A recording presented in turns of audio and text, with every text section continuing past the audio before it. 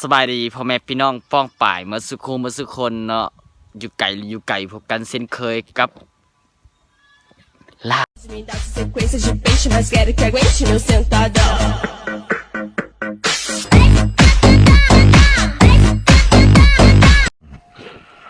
อันนั้นมื้อนี้ก็บ่มีหยังหลายเนาะมาให้มานาคือเก่าอยากสิบอกว่ามื้อนี้อากาศโคตรร้อนเลยซุมเจ้าเอ้ยอยากคือจังไดก็บ่ฮู้คืออยากเบียร์แล้วตอนนี้เนาะฝากถึงเนาะตอนแรกนี้สิมีการกินเบียร์เนาะฝากถึงเลยสิมีการกินเบียร์เกิดขึ้นอยู่ไสบ่บอก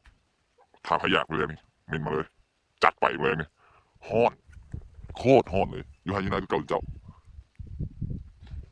นี่คือหน้าข่อยเองปูนยาวไปปุ๊สุดป่าพุ่นเนาะนี่คือบรรยากาศอยู่หน้าข่อยกำลังจูดขี้เหงื่ออยู่เนาะพุ่น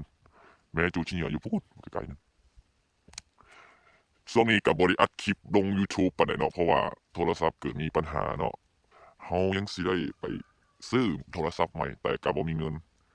เดี๋ยวเก็บเงินได้ประมาณมอง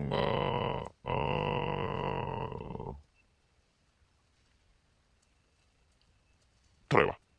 เก็บเงินประมาณ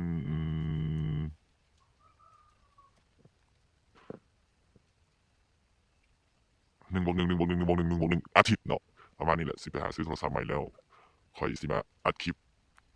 ติดต่อเรื่อยๆเนาะใครที่ว่าอยากเบิ่งคลิปหยังก็เม้นคอมเมนต์เข้ามา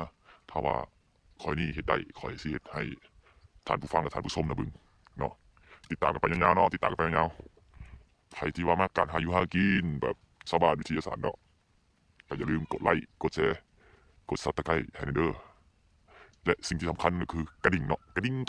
มันสิแจ้งเตือนเนาะเวลาข่อยอัดคลิปใหม่ๆแล้วมันสิแจ้งเตือนสู่เจ้าไปดูติดตามเนาะเนาะคลิปนี้ก็คุยยังไงขอกล่าวมาสวัสดีบาย